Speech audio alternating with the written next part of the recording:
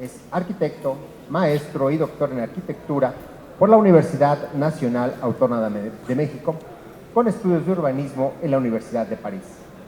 Ha sido profesor por más de 5 décadas en la Facultad de Arquitectura de la UNAM, donde fungió como coordinador general de estudios de posgrado, director de la Facultad de Arquitectura, director general de obras y secretario general de la universidad. En el Consejo Nacional para la Cultura y las Artes, el doctor Javier Cortés fue director general de Sitios y Monumentos de Patrimonio Cultural, donde tuvo a su cargo las obras de conservación, restauración y revitalización de algunos de los más importantes inmuebles con valor histórico del país. Como caso de éxito, en esta mesa tendremos la participación de la licenciada Alicia Bueno Velasco, quien es directora de la Coordinación Ejecutiva del Centro Histórico en Oaxaca. A todos ellos, bienvenidos y muchas gracias por su participación. Cedemos el uso de la palabra al moderador. Vamos a primero, antes de ceder el uso de la palabra, vamos a explicar la dinámica de la mesa de trabajo. La dinámica de la mesa consiste en la lectura de las preguntas rectoras por parte del moderador. Enseguida, vamos a escuchar la intervención del ponente hasta por 10 minutos. Posteriormente, habremos de escuchar la intervención de los casos de éxito hasta por 7 minutos. Por último, el moderador abrirá la participación para los representantes de los centros y zonas históricas, quienes podrán intervenir hasta por 3 minutos. Con todo ello, habremos de cumplir los objetivos de tener una mesa de discusión que permita enriquecer con las visiones de todos los aquí presentes el presente y el futuro de los centros históricos. Sin más por el momento, damos el uso de la palabra al moderador de esta mesa, al doctor Frédéric Bacherón. Muchas gracias. No sé si funciona el micrófono. ¿Me escuchan? Bueno, antes de proceder a la lectura de las preguntas, yo creo que me gustaría en 2-3 minutos un poco recordar los desafíos que tiene justamente esa reflexión sobre los centros históricos. Vivimos en un contexto internacional donde la verdad sabemos que hablamos, como lo hacía la Secretaría, de las generaciones futuras, donde el tema de la ciudad es un tema absolutamente crucial, sabiendo que 60% de la población va a vivir en la ciudad en 2030 y vemos que esta extensión va a justamente a ustedes que son los gestores de las ciudades plantear muchos desafíos que tienen que ver con la gestión del patrimonio, pero que tienen que ver con otras temáticas también. Y entonces esas temáticas que son, por ejemplo, el aumento de los asentamientos precarios, por ejemplo, o del uso y la eficiencia del suelo, o de la demanda de transporte público, o de otras problemáticas como la calidad del aire, sabiendo que cada día está empeorando esta situación, o de los residuos sólidos. ¿Cómo hacer que esas temáticas justamente no entran en competencia con la gestión del patrimonio? Porque ustedes que trabajan con los presidentes municipales, con la gente del mundo político, muchas veces vemos el patrimonio como una prioridad, digamos, no tan importante como esas temáticas que acabo de mencionar. Yo creo que el desafío que vamos a tratar con el profesor ahora, esas preguntas que yo voy a plantear, es justamente cómo hacer que esas grandes problemáticas de la ciudad, como la exclusión social, como el tema de la contaminación, no entran en competencia con la prioridad de la gestión del patrimonio. Y cómo justamente el patrimonio no es una gestión más, sino puede contribuir a esos grandes desafíos sociales, económicos que vive la ciudad. Existen herramientas hoy que no existían algunos años atrás. Hoy día hay un objetivo de desarrollo sostenible sobre el tema de la ciudad, sobre el tema del patrimonio. Existen herramientas de gobernanza como la recomendación sobre el paisaje urbano histórico, que sé que las ciudades lo están trabajando en México. Existe una nueva estrategia de política de relación entre patrimonio mundial y desarrollo sostenible. Bueno, esas herramientas de gobernanza que existen hoy, cómo aterrizarle y cómo hacer que sus ciudades la pueden usar. Es un poco el desafío de esta mesa y yo quería hacer esa introducción para justamente recordar que no partimos de nada, que estamos en una situación bien diferente que hace unos años, pero que los desafíos son aún más importantes, y yo creo que el gran desafío es evitar que la gestión del patrimonio sea una gestión más, que sea una gestión en competencia con las gestiones de los otros asuntos que tiene la ciudad.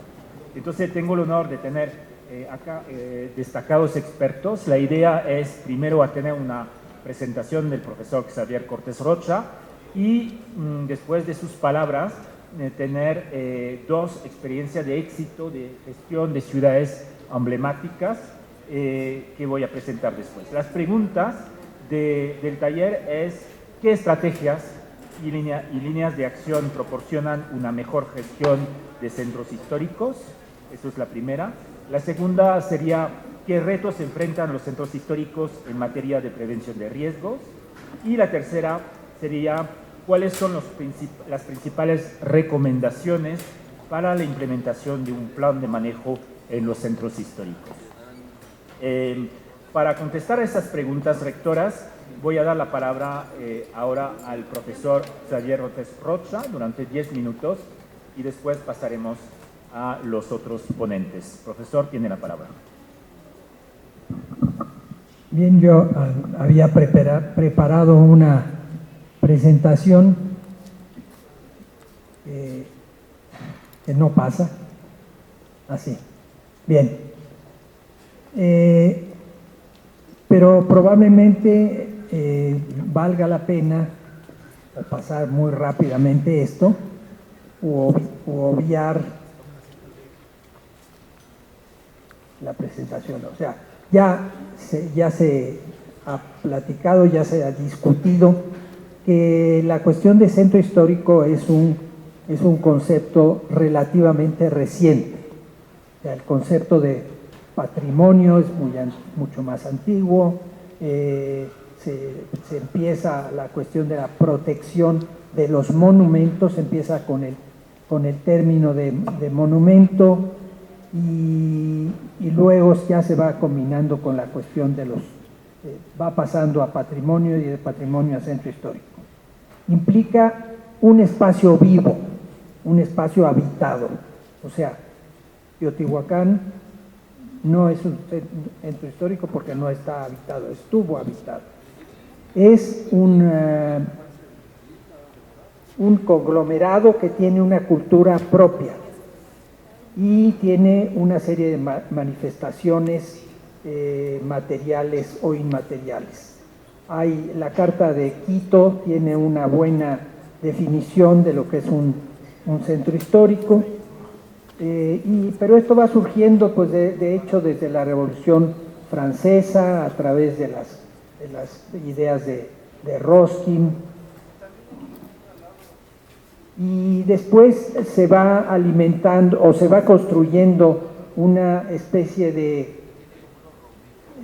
doctrina, de corpus, a través de las resoluciones de Atenas, no la Carta de Atenas de los urbanistas, sino las resoluciones de Atenas de los conservadores, la Carta de Venecia, la Carta de Quito y las recomendaciones sobre el paisaje histórico. Bien, nosotros tenemos nuestro instrumento, nuestro elemento de legislación es la Ley Federal sobre Monumentos y Zonas Arqueológicas, Artísticas e Históricas. Ya se ha dicho que es un instrumento que es necesario revisar. Yo creo que estamos en muy buena oportunidad de hacerlo. Y zona de monumentos está concebido como que es lo que nosotros podríamos tomar para identificarlo con el centro histórico. Es un área que comprende varios monumentos vinculados a hechos pretéritos relevantes para el país. Bien. La UNESCO generó los términos del patrimonio cultural y la lista del patrimonio mundial y también una serie de definiciones de lo que son los conjuntos, de lo que son los lugares y desde luego ya sabemos las 10 ciudades mexicanas inscritas en la lista del patrimonio mundial y además de esas 10 ciudades hay otras terminologías. La cuestión del programa de pueblos mágicos que está actualmente en revisión, pero que ha sido un elemento importante. Y hay ciudades que tienen otro tipo de declaratorias o por ejemplo las que están en la ruta del Camino Real de Tierra Adentro, que de alguna manera también tienen esa protección, y algunas como tienen una protección local, como son varios de los centros en la Ciudad de México. Bien, la problemática tiene el punto fundamental que nosotros tenemos que abordar. Nosotros tenemos que abordar dos temas. Uno es la vitalidad y el otro es la calidad de vida. Nosotros tenemos que buscar esos dos términos. La vitalidad depende de su población y de las actividades económicas y sociales que en ella se desarrollan. Algunos de los problemas pues, más comunes, ya se ha dicho, es el deterioro y el abandono que nos puede llevar a situaciones verdaderamente críticas. Aquí tenemos una imagen de Campeche donde se puede ver algunas viviendas que por el exterior pues forman parte del entorno, pero la verdad de las cosas es que están vacías y a veces desechadas, o zonas muy deterioradas que tienen una falta de atención, falta de mantenimiento. Esos son. Luego, muchas veces un equipamiento ya muy poco adecuado a la población. Entonces, eso hace que los centros históricos, que los centros de las ciudades dejen de ser deseables, porque ya no ofrecen una calidad de vida suficiente. Les falta equipamiento, infraestructura y desde luego el deterioro del parque inmobiliario también es una realidad en muchos de nuestros centros históricos. La obsolescencia y la ya no deseabilidad de algunas inmuebles o de algunas zonas. A veces también hay errores terribles como la inserción de elementos que no van de acuerdo con el tema. Aquí estoy pasando uno en Mazatlán, que es una instalación del Banco de México, por cierto, y luego aquellos terribles que hacía Telmex en todos los centros de las ciudades, ¿verdad? Las zonas oscuras, zonas inseguras, la falta de planeación que hace que a veces apenas terminada una obra en una vialidad se vuelve a abrir porque les había faltado una red, ¿verdad? Y la sustitución de actividades originales por actividades menos prestigiosas, muy frecuentemente menos rentables, el hecho de que las plantas altas estén ocupadas por bodegas o vacías. Bien, me restan 3 minutos. Bueno, el comercio informal, que es siempre una situación complicada, y torpes adaptaciones como esta que estamos viendo, ¿verdad? Bien. Luego el problema de la movilidad, o sea, muchas veces un sistema de transporte público inadecuado con equipos que no tienen que ver con el ancho de las calles, las unidades de transporte. Luego los concesionarios del transporte son los reyes de las ciudades, nadie se atreve a irles a la mano y esto se convierte en un problema. El problema del estacionamiento y la necesidad de que tengamos espacios disfrutables, ¿verdad? a veces las cuestiones de las medidas de política que hacen que hicieron, sobre todo en el siglo XIX, que se demolieran edificios muy importantes, y la indiferencia, la pérdida de significado, y decir que necesitamos proteger esos centros porque tienen que ver con la identidad.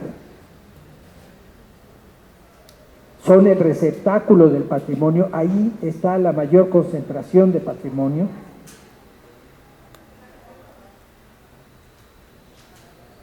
Tenemos que cuidar tampoco que no nos suceda la Disneylandización de los centros, o sea que que no los podemos convertir en parques temáticos, ¿verdad? La revitalización es la clave, lograr un equilibrio, conservar la arquitectura vernácula, las tipologías características de esos centros, la conservación y la rehabilitación,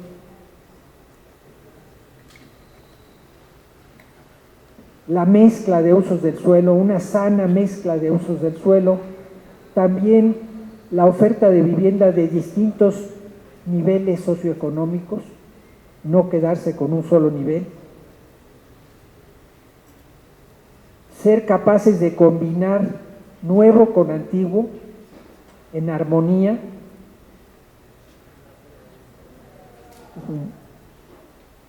Acá está el ejemplo de NIM, bien, pero luego en México también afortunadas intervenciones de combinar nuevo con antiguo, rescatar zonas como en Monterrey, la movilidad, un adecuado programa de movilidad.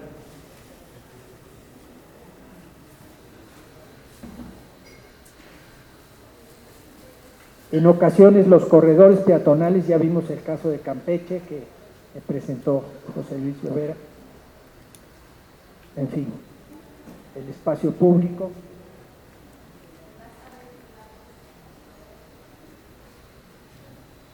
El diseño del espacio público, las áreas verdes. Sí, ya.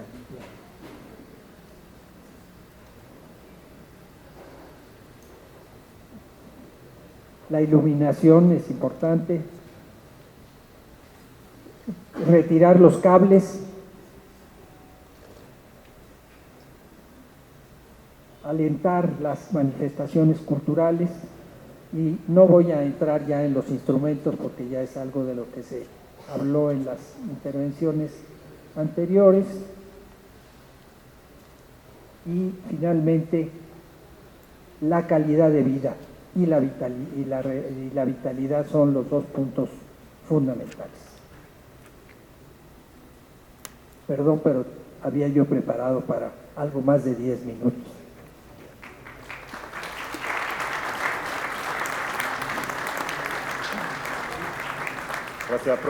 Gracias, profesor. Bueno, usted planteó muy bien todos los desafíos que tiene la ciudad: seguridad, los problemas de identidad, la pérdida de significado, la autenticidad, bueno, la accesibilidad, el problema de movilidad. Todos esos temas, ahora vamos a ver cómo justamente dos centros históricos importantes han, enfrentado esos desafíos. ¿No se escucha?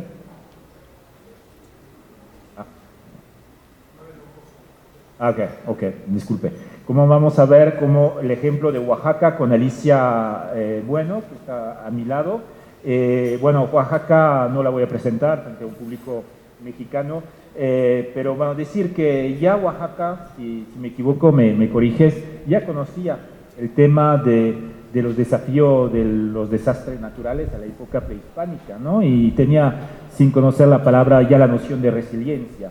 Entonces, tiene un pasado ya muy importante en ese sentido. Y vamos a empezar contigo. Y justamente, ¿cómo frente a esos desafíos yo veía que reaccionaba cuando hablaba de los ambulantes, la pregunta eterna que nos hace cuando vamos a los centros históricos? Yo sigo pensando que tenemos que hacer una reunión sobre este tema a nivel nacional, porque es un tema que hay un pedido ciudadano de una respuesta, ¿no? Tenemos que contestar a ese pedido ciudadano, y yo creo que si bien no hay una respuesta única para cada ciudad, sería bien interesante organizarlo a nivel nacional o hasta a nivel internacional. Bueno, Alicia, tienes la palabra. Cuéntanos, Oaxaca y sus desafíos de centro histórico.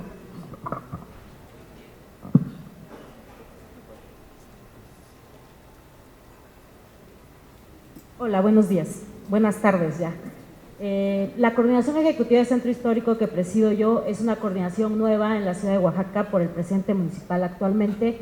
No existía esta coordinación, es creada apenas el mes de abril y aceptada en la Gaceta Municipal en mayo.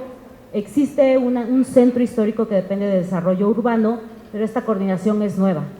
La coordinación tiene como función coordinar todos los trabajos que está haciendo el municipio y presionar de cierta forma todas las órdenes de gobierno para mantener un centro histórico en buen estado. Por orden del presidente municipal se crea esta coordinación. Esta coordinación está enfocada precisamente en la limpieza y el saneamiento, embellecimiento y la imagen del centro histórico. Contamos con cuadrillas que para nosotros son muy importantes, son 16 integrantes de los sindicatos independientes. Aquí hago notar que contamos con suplentes, que es muy importante, ya que sabemos todos que los del sindicato pues ya tienen, de cierto modo, ya no tienen las ganas de trabajar. Entonces nos ha ayudado mucho el que son suplentes y que tienen todas las ganas de trabajar y de aprender, y los jóvenes pues están nuevos, entonces están muy abiertos a las capacitaciones que les estamos dando actualmente. Contamos con 2 horarios, un horario es de 9 de la mañana a 2 de la tarde y el otro horario es de 9 de la noche a 2 de la mañana, que nos dan las ventajas de que trabajen en distintos puntos con distintas actividades de limpieza en el centro histórico. Hemos ya intervenido con estas cuadrillas a partir del mes de mayo, 244 cuadras intervenidas en el centro histórico. Sabemos que muchas veces por parte de servicios municipales es obligación de alumbrado público, de limpieza y todo esto, pero nosotros estamos dándole como un toque especial a estas intervenciones en el centro histórico. Estamos viendo que todos los postes estén en buen estado, estamos quitando todas las calcomanías que actualmente se colocan en los postes, estamos limpiando todas las carteleras que estaban totalmente abandonadas y estamos manteniéndolas por semana para que ahí pueda la gente publicar sus cosas, pero estén en buen estado. Las intervenciones de las calles en tránsito peatonal están barriendo, estamos contando también con equipo para pintar los pasos peatonales y tener en buen estado. Sabemos que todas estas actividades las debe realizar otros departamentos, pero nosotros estamos dando como el doble trabajo para que esto esté en buen estado. Uno de los programas que hemos tenido mucho éxito en la coordinación es Dale Color al Corazón del Centro Histórico. Este programa empezó el 1 de junio y lo concluimos el 31 de diciembre. Llevamos 35 fachadas intervenidas en el centro histórico. Esto es bien importante mencionar, 50% es trabajo de la coordinación y 50% del ciudadano. Aquí este trabajo se ha coordinado, el ciudadano nos da la pintura y nosotros ponemos la mano de obra con las cuadrillas. También es muy importante mencionar que respetamos todo lo que es el pantone autorizado por el centro histórico, y esto le ha dado mayor colorido a nuestro centro histórico y mejor presentación en las calles. Otro de los programas que tenemos actualmente es Dale Vida al Corazón del Centro Histórico. Esto fue una plantación y adopción de jardineras, 19 jardineras que se encontraban totalmente abandonadas en el zócalo de la ciudad. Fueron adoptantes, empresarios que adoptaron, que nos dieron el material para que el mismo vivero municipal tuviera el material necesario para mantener estas jardineras en buen estado. Las cuadrillas diariamente las riegan, diariamente las cuidamos y les estamos dando un mantenimiento. Sabemos que en la ciudad de Oaxaca todas las manifestaciones llegan al corazón del centro histórico. Nos ha costado muchísimo trabajo, yo creo que en otras administraciones también no lo habían hecho por este problema de manifestantes.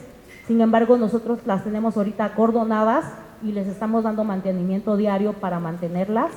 La adopción es por 1 año, el próximo año ya los mismos adoptantes nos están diciendo que quieren otra vez las jardineras. No se han rendido, de hecho tuvimos una manifestación por parte del MUL hace unos meses que destrozaron totalmente estas jardineras. Sin embargo, volvimos a replantar por parte de los patrocinadores y se sigue continuamente trabajando sobre estas jardineras. Estas jardineras también se les ha dado por parte de las temporadas, la siembra de cempasúchil en Muertos y actualmente la Nochebuena alrededor de estas jardineras. Otra de las recuperaciones que hemos hecho, que también la consideramos muy importante para tanto la cultura, el turismo y la historia en Oaxaca, es el kiosco de la ciudad de Oaxaca. Este kiosco estaba abandonado desde el 2005 y estaba en muy mal estado. Sin embargo, para el oaxaqueño es muy importante. Ahí anteriormente tocaba la banda del estado y entonces ahorita se está recuperando. El arquitecto mencionó un tema de rehabilitar los espacios públicos, que es lo más importante. Se les da mantenimiento, pero también hacemos actos públicos, conciertos de bandas del estado, fiestas ahí de Día de Muertos, y se está viviendo el corazón del centro histórico todos los días miércoles. No contamos con el ambulantaje, se llegó a una negociación, entonces los miércoles hacemos conciertos en estos espacios públicos. Hemos tenido distintos tequios, tanto macrotequios con gobierno del estado como con el gobierno municipal, con todas las dependencias, y estamos limpiando las explanadas grandes como son las de Catedral y distintas partes de la ciudad. Hemos recuperado el acueducto de Xochimilco por la invasión de grafiti y el descuido que estaba. Se recuperó todo el alumbrado, se lavó toda la cantera y como tenemos muchos artistas en la ciudad de Oaxaca, estamos aprovechando algunos espacios autorizados, claro que sí, para las intervenciones culturales. Es muy importante este comité. Tenemos el apoyo de un comité de amigos del centro histórico que está conjuntamente conformado por empresarios y que están con muchas ganas de cuidar el patrimonio de Oaxaca. También hemos tenido cursos de capacitación con el INAH para el tratamiento de lo que se encuentra el grafiti en la piedra y no dañar nuestra piedra a la hora de que nuestras cuadrillas limpien y que estas cuadrillas sean capacitadas de la forma más adecuada. Las remociones de grafiti, y como tenemos las actividades de Guelaguetza Muertos, la verdad, la basura y eso es incontrolable. Tenemos las cuadrillas especiales en horarios especiales para que la ciudad se mantenga continuamente. Se lavan los basureros, se limpian las calles y se recolecta la basura. Una de las cosas muy importantes es que estamos llegando a las escuelas primarias con los niveles de 3er y 4º grado, donde estamos enseñando a los jóvenes, a los niños, a conocer su patrimonio. Muchos niños no lo conocen, no saben qué es un patrimonio, entonces creemos que es un buen punto de arranque para que los niños empiecen a cuidar su patrimonio y decirle a sus padres y a la gente que les rodea que cuiden el patrimonio. Hemos tenido mucho éxito con las escuelas y creo que conjuntamente con todas las demás direcciones estamos trabajando conjuntamente para mejorar el centro histórico de Oaxaca. Muchas gracias.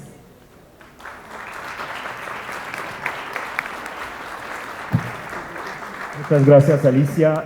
Yo creo que planteaste un tema que se ha puesto como un tema de debate nacional, y yo diría más que nacional, porque justamente la vida democrática y la gestión de los sitios de patrimonio es también un gran debate en México, ¿no? Hemos visto que a veces la necesidad de los movimientos sociales de expresarse y de dejar una intervención en los sitios de patrimonio o digamos las estatuas, que no es el monopolio de México, plantea una reflexión sobre cómo pensar eso, justamente porque no podemos dejar la vida democrática o hasta el ejercicio del patrimonio cultural y material. Tú hablabas de la Guelaguetza y cómo los patrimonios se tienen que articular, y yo creo que es una pérdida del sentido del patrimonio que sentimos ante la población, o es la necesidad de de usar el patrimonio como rehén de una causa.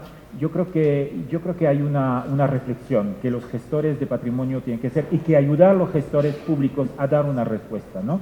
Yo estaba en París hace poco, en la Place de la République, cambiaba de color casi todos los días, porque si no era el movimiento feminista, era el movimiento de Argelia, y la Plaza de la République, bueno, tenía también sus intervenciones.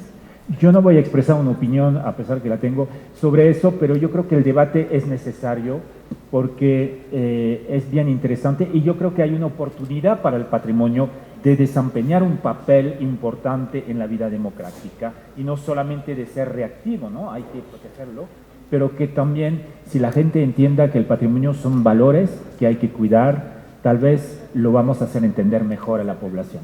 Pero bueno, eso lo dejo al debate, pues estoy seguro que todos los gestores de centros históricos acá presentes tienen mucho que decir sobre este tema, uno de los temas que tú has tratado y que está en la actualidad. Ahora, bueno, nuestro amigo de Xochimilco no ha podido venir, pero tenemos un representante acá del Centro Histórico de Xochimilco. Bueno, si quieres decirnos un poco cómo justamente ustedes trabajan esos desafíos de la gestión de la ciudad. Xochimilco es muy interesante porque ayer yo estaba en la red ECOS, que es la nueva red de científicos, y cómo se ve que esa tradición de justamente ese sistema agrícola prehispánico tiene un sentido muy fuerte hoy día en la gestión del territorio y en la preservación de la biodiversidad. No estamos hablando de un sistema obsoleto, sino algo que realmente para los científicos es una oportunidad. Pero quisiera justamente en esa idea que la gestión de patrimonio no se puede desvincular de las grandes cuestiones de la sociedad y en este caso de la preservación de la biodiversidad. Yo creo que Xochimilco es un caso único en el mundo. Gracias, buenas tardes ya. Como no era el ponente invitado originalmente, no traigo algo preparado para presentarlo.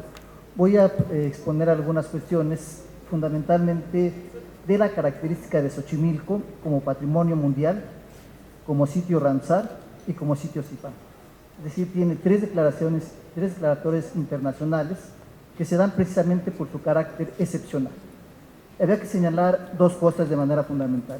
Uno, estamos hablando, en realidad he escuchado en intervenciones anteriores, no solo en este momento, sino en días anteriores, que hay 10 ciudades patrimonio mundial cuando en realidad son 11.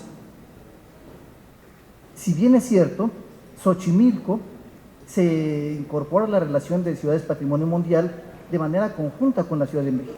Pero Xochimilco, había que señalarlo, es una ciudad completamente distinta a la Ciudad de México. Completamente distinta.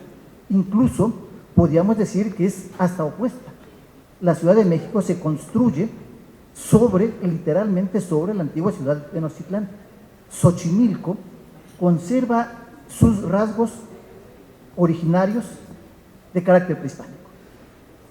Y se construye la ciudad de Xochimilco sobre la traza que no obedece de ninguna manera a la traza reticular que viene de Europa, sino que obedece de manera fundamental a la traza prehispánica. Sus 17 barrios que se construyen, lo mismo que la ciudad originaria de Xochimilco, sobre un sistema lacustre. ¿Qué es lo que propicia que Xochimilco sea incorporado a la relación de sitios patrimonio mundial, que sea reconocido como sitio Ramsar y también como sitio CIPAN? La técnica chinampera, que se construye incluso desde antes que llegara el pueblo de Xochimilco a este lugar, alrededor de 400 años antes de Cristo, se datan las primeras chinampas que se construyeron en esa zona. Y los 17 barrios se construyen precisamente sobre la zona lacustre y obedecen a los procesos de construcción de las chinampas. Técnica de producción agrícola que puede dar entre 4 y 5 cosechas al año. Los 17 barrios se dividen fundamentalmente, es una característica de este momento de Xochimilco, a escasas 2 cuadras se encuentran varios de los embarcaderos, es decir, están los canales vivos. y están las chinampas. Las chinampas no son una herencia prehispánica, como lo comentaba hace un momento Frederick, que ya no esté habitada. La chinampa sigue produciendo. Y hoy es algo cotidiano ver a los productores chinamperos que transitan con sus carretillas, con sus bicicletas, trasladando la hortaliza, trasladando la verdura, trasladando la planta, la flor de ornato, que van a vender a los más de 5 mercados de planta y flor de ornato que existen en la demarcación. Pero además, entonces, ¿cuáles son los retos fundamentales? Si Xochimilco se construye sobre el lago, un reto fundamental es la gestión integral del agua. De la calidad del agua depende la productividad, la producción de hortalizas, de flores, etc. Pero también depende una de las actividades fundamentales que se conforman como tal en la segunda mitad, aun cuando hay antecedentes desde la primera mitad del siglo XX, que es el turismo. Justamente por ese carácter excepcional, por la belleza de los canales, de las chinampas, el turismo, el paseo en trajineras que muchos de ustedes seguramente han realizado por los canales y apantes de Xochimilco, no se pudiera dar, lo mismo que tampoco se pudiera dar la productividad agrícola sin la existencia de los canales y sin agua de calidad al interior de los canales y apantes. Es difícil que se puedan regar las hortalizas con agua de los canales en este momento, porque lamentablemente la política que se inicia con Porfirio Díaz de extraer el agua de los manantiales de Xochimilco para abastecer a esta ciudad en proceso de crecimiento y modernización, aunada a la política de desecación del sistema lacustre, iniciada también durante el porfiriato, cuando otorga la concesión al hacendado Íñigo Noriega de desecar completamente el lago Chalco, se va a propiciar que lo que era originalmente el sistema lacustre, canales y apantes de Xochimilco, ya no sean abastecidos por agua que se produce de manera natural, sino que actualmente y desde la década de los 50 del siglo XX, los canales de Xochimilco sobreviven fundamentalmente gracias al agua tratada que se le envía del Cerro de la Estrella. Un agua tratada que no necesariamente es de la calidad y de la cantidad suficiente y necesaria para llevar a cabo estas dos actividades fundamentales, la agrícola y el turismo. A principios del siglo XXI, una especie que es endémica de Xochimilco estuvo en riesgo de extinción, el ajolote. Algo que se han llevado a cabo con todas las limitaciones que significa ser, me voy a referir, primero una delegación, después una jefatura delegacional y una alcaldía que, a diferencia de las presidencias municipales de las entidades federativas, carece de la facultad para cobrar impuestos. Las finanzas de las alcaldías y de manera particular de Xochimilco depende del presupuesto que le asigna el gobierno de la Ciudad de México. Y ese presupuesto lo tiene que destinar para satisfacer las necesidades de una población también en constante crecimiento, pero también para enfrentar los retos que tiene que resolver como ciudad patrimonio, como sitio Ramsar y como sitio Zipán, que son en términos reales, en términos prácticos, demasiado insuficientes. No alcanza para. Con la UNAM se han firmado convenios gracias al carácter de patrimonio mundial que es Xochimilco para rehabilitar, para activar la zona chinampera y para construir, lo voy a decir en términos muy generales, lo que conocemos como refugios de ajolote, que en realidad son procesos para filtrar el agua contaminada de los canales con biofiltros, construcción de apantes para que el agua después del filtro sea de mucho mejor calidad, como efectivamente lo es, y en esos refugios se están reproduciendo los ajolotes de manera casi natural, en un hábitat original, y lo mismo que se está recuperando la producción en la zona chinampera, una producción de carácter orgánica, libre de agroquímicos. Se me acabó el tiempo, gracias.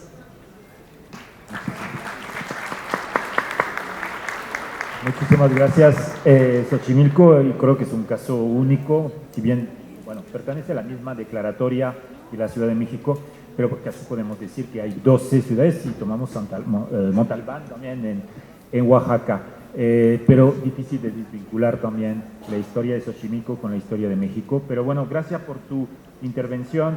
Los desafíos de la calidad del agua, los desafíos de la biodiversidad de esta especie, el ajolotes, especies emblemáticos en un centro histórico es único y demuestra justamente esa vinculación que tenemos que hacer sobre la conservación y los desafíos de desarrollo en general. Ahora voy a abrir el debate a las otras ciudades. Me dijeron que hay 15 minutos, ¿no? 15 minutos, entonces va a ser intervenciones muy cortas con muchas ciudades, pero hasta San Salvador, que se une a las ciudades mexicanas. Entonces, bueno, los que quieren intervenir, por favor, que levanten la mano. O comentarios. Bien. Gracias, Frederic. Pues nada, entendiendo que justo la participación de esta parte es como para que lleguemos como a acuerdos muy sintéticos para la siguiente vez que nos veamos, que yo espero que sea pronto. Creo que aquí se han tocado dos puntos bastante importantes. La primera por el especialista, que qué la pena que se fue, pero la verdad es que el doctor Javier, muy buena su presentación, que es hacia dónde debemos de llevar la revitalización de los centros históricos. Y la otra, por Alicia, en el que nos dimos cuenta con su presentación que con muy poco, teniendo un área que solo se dedica al centro histórico, se puede hacer mucho por los centros históricos. Entonces yo sí creo que uno de los puntos que nos deberíamos de llevar en esta mesa, en esta cumbre, es que entiendo que la mayoría sí tenemos áreas específicas que ven el centro histórico, inclusive en la Ciudad de México tenemos dos áreas, uno el fideicomiso del centro histórico, que es como el brazo financiador de todo lo que sucede en el centro histórico, y la autoridad del centro histórico, que vemos el tema de la gestión, pero creo que sí todos los ciudades patrimonio, ya sea internacional o nacional, deberíamos plantearnos tener áreas específicas que atiendan el tema de los centros históricos y que éstas dependan de, ya sea directamente de los presidentes municipales o en el caso de la Ciudad de México, que dependen directamente de la jefa de gobierno, o en su caso de las áreas de gobierno, porque eso es justamente lo que hace las autoridades o los directores de los centros históricos, que son coordinar a diferentes instancias para dar cumplimiento a los diferentes objetivos que tenemos en el centro histórico. Entonces ese sería el primer planteamiento. Y el segundo, lo que acaba de comentar nuestro compañero de Xochimilco, que es algo que realmente, como la mayoría de los que somos centros históricos, pensamos solamente en monumento y el patrimonio y en áreas urbanas completamente consolidadas, creo que sí deberíamos de forzar en nuestra planeación y en nuestras acciones, etcétera, la parte de patrimonio natural, y en el caso donde el patrimonio natural sea como más extenso que el área urbana, como en el caso específico de Xochimilco, encontrar los mecanismos para ponerlo en valor y que efectivamente el patrimonio natural nunca corra el riesgo de ser atentado contra el desarrollo inmobiliario, ¿no?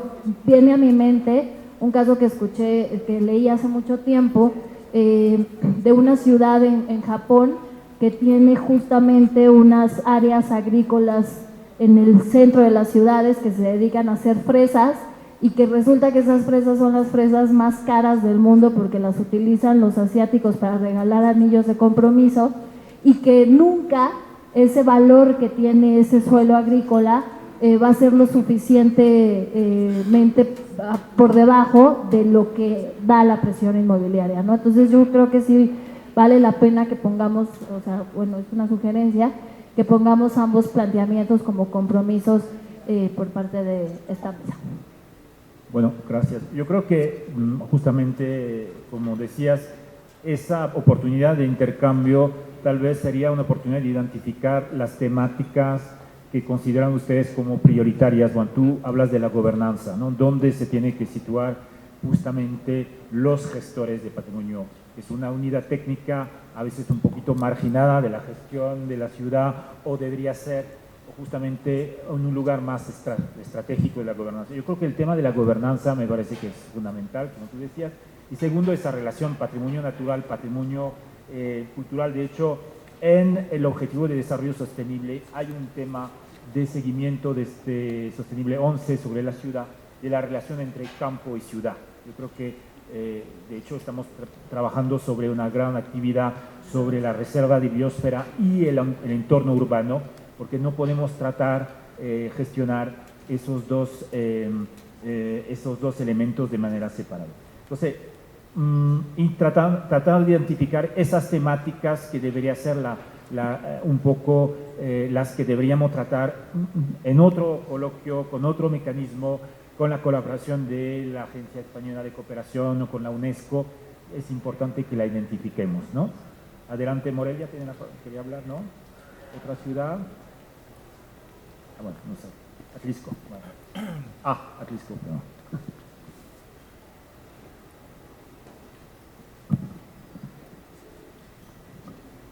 Llegó más rápido este. Buenas tardes a todos. La verdad es que para mí es un gusto poder estar esta tarde con todos ustedes.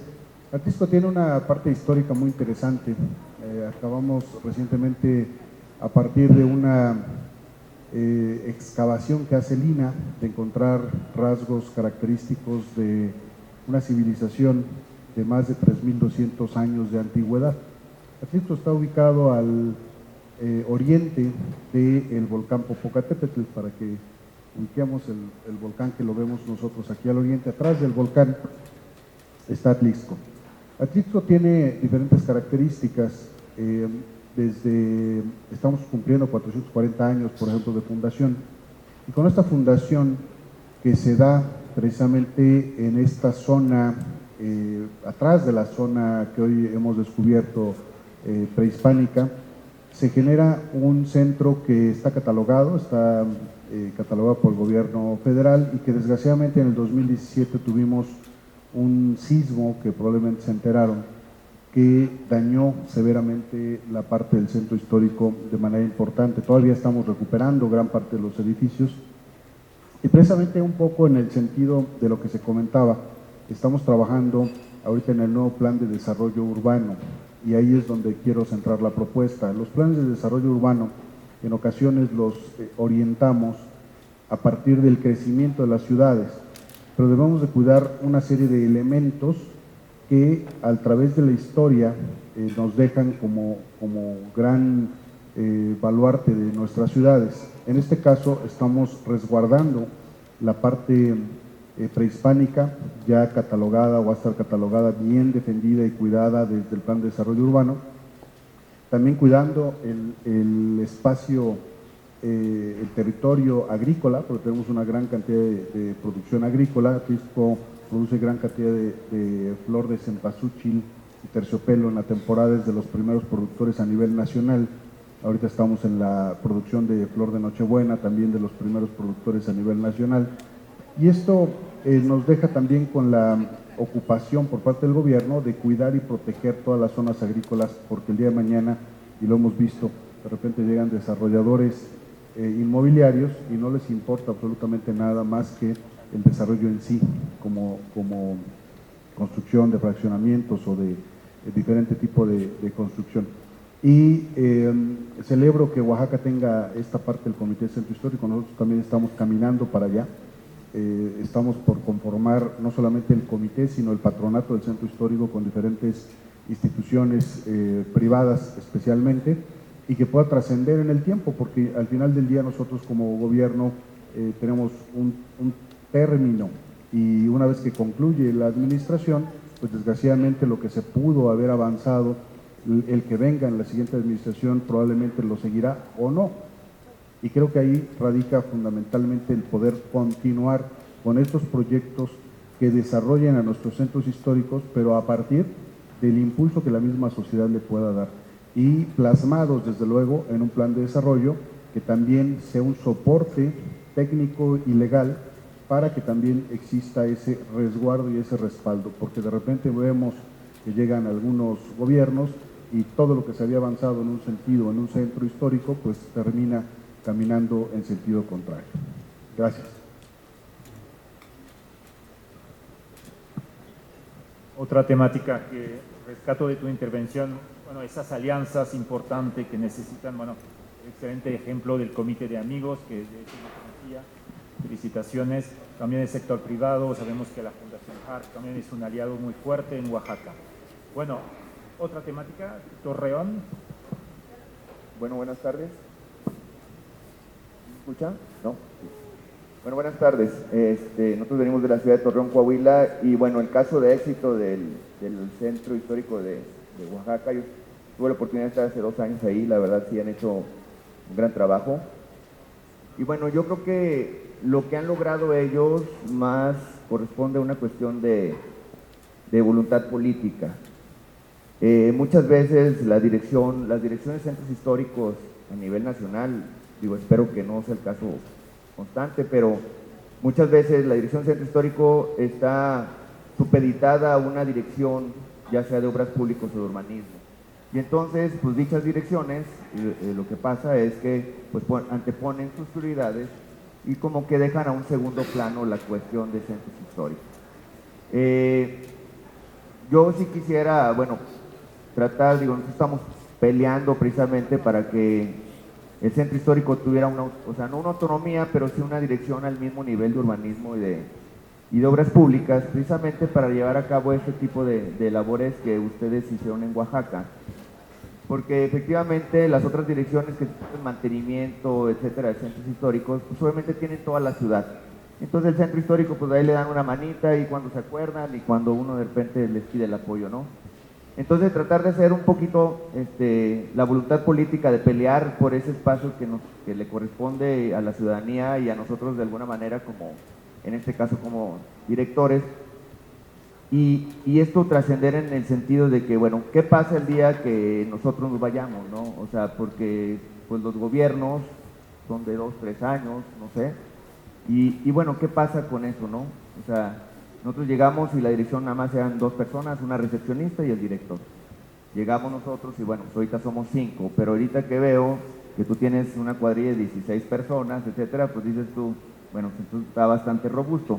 Entonces, yo creo que hay que pelear para esa continuidad, porque el día de mañana viene otro partido político, viene otro, y eso no hay. Entonces tendríamos que legislarlo de una manera, pues para que esto continuara y después el esfuerzo que haces de 2, 3 años, 4 años, pues no se venga a la borda, ¿no? Entonces, bueno, insisto, no sé cómo estén las demás ciudades, pero nosotros sí vamos a pelear por una cuestión, bueno, no pelear, pero vamos a dialogar o tratar de poner esa voluntad política que tanto necesitamos, porque nosotros al ser un centro histórico joven, nosotros tenemos 100 años, entonces digo, no nos podemos comparar con los de 400 años y todo, pero yo creo que estamos en un punto muy importante de hacer un parteaguas para que nuestro centro histórico de 100 años pues lleguemos a cumplir 200 o 300, pero con el patrimonio que realmente tenemos, ¿no? Muchas gracias. Bueno, gracias a Torreón. No sé si tenemos más tiempo. Perdí la... Bueno, aparentemente tenemos más tiempo. Sí, por favor. Querétaro.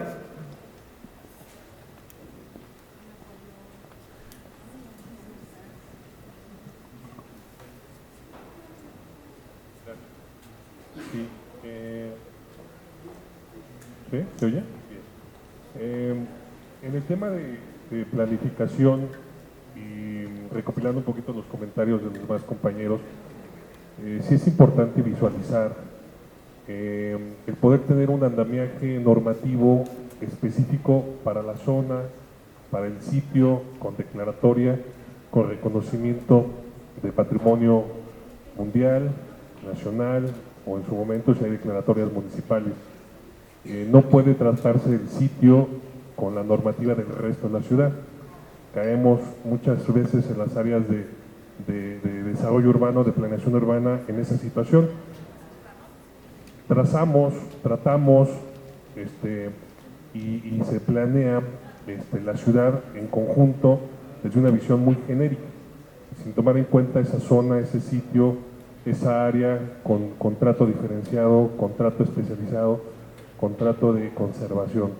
Entonces, a la hora que hacemos la planificación de regulación de normatividad genérica, pues caemos en la situación de que el mismo criterio que aplicamos para la zona declarada lo aplicamos para el resto de la ciudad, en colonias nuevas, en fraccionamientos nuevos, y no es el caso. Entonces, si hay que hacer una revisión, hay que hacer un análisis, hay que empezar a hacer la planeación, la planificación de conservación del centro histórico en un marco jurídico, y esto va a permitir que subsista la normatividad por las siguientes generaciones, por las siguientes administraciones, y el siguiente administrador, el siguiente gobierno tendrá que someterse a la normatividad vigente, la adecuará, se actualizará, sí, según la disposición o la necesidad que se requiera. Pero sí, la planificación de la conservación de centros históricos debe de verse desde ese punto de vista de generar ese marco jurídico especializado solo para la atención y darle facultades a los gobiernos, darle herramientas también a la ciudadanía de defensa, sí, propias para poder defender, preservar los valores universales excepcionales que le dieron un valor universal a ese sitio. Yo creo que el tiempo se acabó, pero no podemos, bueno, bien. Puebla, muy corto, y después terminamos con San Salvador, que vino especialmente a México, entonces, no, tiene nuestro invitado especial, Puebla. Muy breve nada más para pensar, estábamos pensando en la planificación, pero justo en la conservación, la idea del patrimonio vivo que ya decía también por ahí el doctor. ¿Cuál es en esta planeación la estrategia para que los habitantes de ese centro histórico, tanto se habla de gentrificación, que es uno de los grandes problemas que venimos tratando en los centros históricos, cómo hacer que justo todas las clases sociales estén ahí en el centro histórico y participen? ¿Cómo evitamos la turistificación y hacemos que el centro histórico, la mayoría de nuestros centros históricos no habita la noche? Porque la gente no vive, o la que vive ahí se queda en sus lugares y no sale a habitar la noche. Entonces es parte también de ese proceso de qué tipo de personas y todas las clases tienen que estar en ese momento, ¿no? La casa de todos tendría que ser, que es lo que decimos mucho en Puebla. Gracias. San Salvador, por favor. Buenas tardes a todos y a todas. Gracias por el espacio, gracias por la invitación. Agradeciendo primeramente la invitación que nos han hecho llegar, y precisamente pues para conocer las experiencias de los centros históricos que ustedes tienen acá en México, y también nosotros compartirles un poquito la experiencia de San Salvador.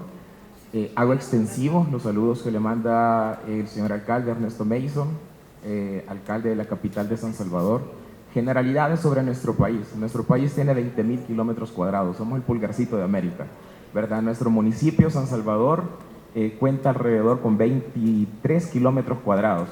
Nuestro microcentro ha sido declarado por la Asamblea Legislativa y tenemos alrededor de una delimitación geográfica de 300 manzanas de recuperación como centro histórico, ¿verdad? Precisamente nosotros hace 4 años dimos inicio con la revitalización del centro histórico a partir de un plan parcial que se originó en un convenio entre la Alcaldía Municipal de San Salvador y la Oficina de Planificación del Área Metropolitana, que es un brazo técnico del municipio ampliado, donde alberga 12 municipios de todo el departamento de San Salvador.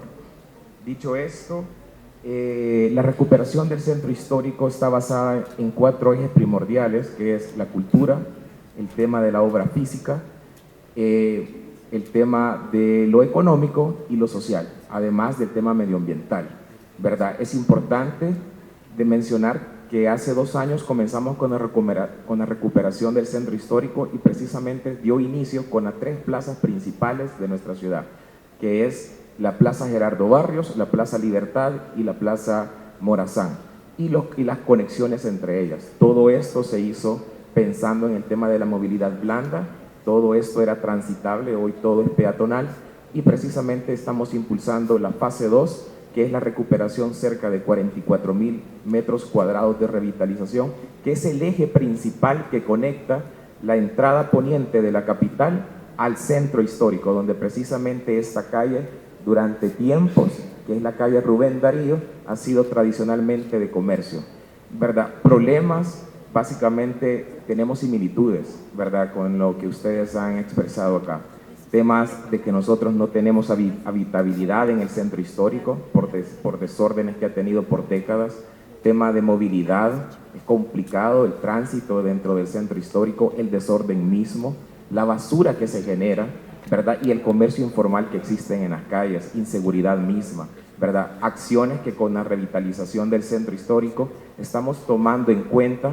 Los problemas no están solucionados, pero sí se están tomando acciones que precisamente nos van a ayudar a poder hacer este cambio que necesitamos para esta zona. Básicamente nosotros estamos construyendo un plan estratégico para 10 años, ¿verdad?, para que sea sostenible en el tiempo. La administración en las alcaldías de El Salvador dura 3 años. Entonces, enviar un plan estratégico a largo plazo, pues esa es la visión de nuestro alcalde para que se siga conservando el centro histórico, el casco de nuestra ciudad, ¿verdad?, para que sea sostenible de gestión en gestión. Y nosotros, pues como alcaldía, estamos considerando este espacio público que es el casco de la ciudad, donde tenemos que considerar aspectos vitales como la solidaridad en el espacio público, que sean inclusivos y donde las personas pues no se pueden quedar atrás. Quizás hasta aquí llego con mi ponencia y agradeciendo la invitación que me ha hecho las entidades que lo han hecho posible, agradeciendo principalmente a la maestra Dunia por la invitación y pues gracias por compartir estas experiencias que ustedes tienen, ¿verdad?, y que son bastante enriquecedoras y nos nutren a nosotros de conocimiento para seguir impulsando la revitalización de nuestro centro de San Salvador. Como alcaldía, pues necesitamos actores principales. Nosotros no podemos solos, sino que necesitamos de todos ustedes para un acompañamiento y que el proyecto sea exitoso. Gracias, buenas tardes. Muchas gracias. Bien importante tener la experiencia de otros países, y es la idea de la diplomacia cultural que la UNESCO está fomentando. Bueno, para concluir, bueno, los moderadores no hacen recomendaciones, pero vamos a romper la tradición.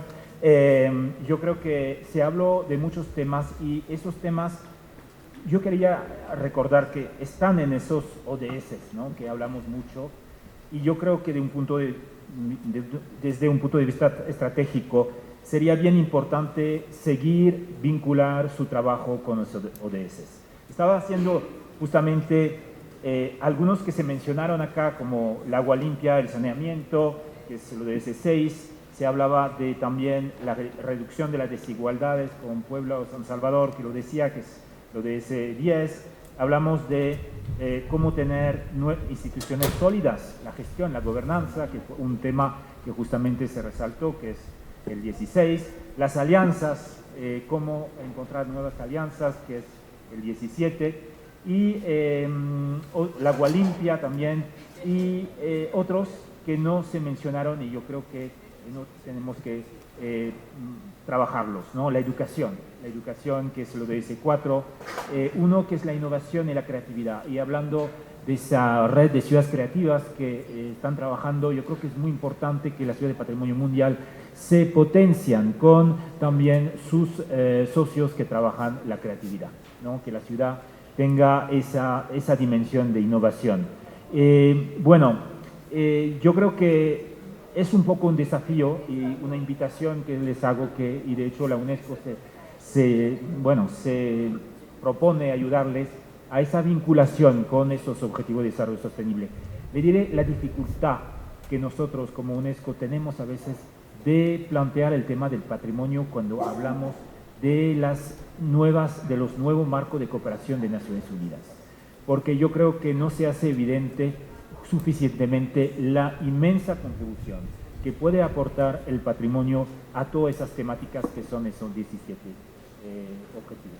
Si no lo hacemos evidente nosotros, nadie lo va a hacer. Entonces yo creo que es una tarea que tenemos, que es enorme, pero que es la única manera para que justamente vemos que la gente que trabaja de patrimonio sean bien ubicados en la gobernanza, para que los presupuestos sean más importantes, para que vemos el patrimonio como también un elemento de valores democráticos y que no es necesario destruirlo para reivindicar sus derechos.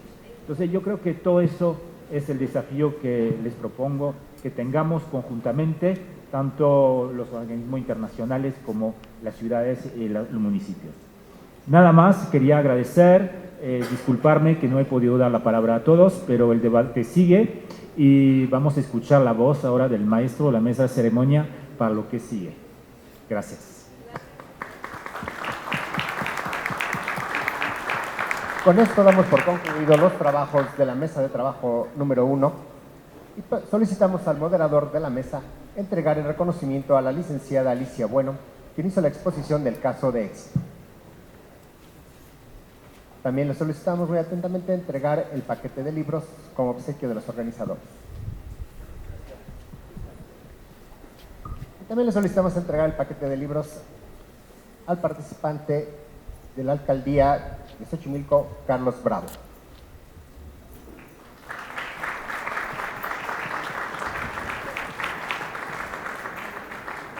El equipo de relatores nos comparten los siguientes acuerdos de esta reunión. Primero, propiciar áreas específicas que atiendan los centros históricos que dependan directamente de los ejecutivos y o áreas de gobierno para fortalecer la coordinación y mejorar los procedimientos institucionales. Segundo, fortalecer el andamiaje normativo para dejar claras las zonas de actuación y que se asienten los procesos institucionales. Tercero, poner en valor el patrimonio natural e incluirlo en la agenda para coadyuvar al equilibrio entre el campo, los suelos de conservación y el suelo urbano. Muchas gracias a los participantes en esta mesa y les damos un aplauso para dar paso a nuestra siguiente mesa de trabajo.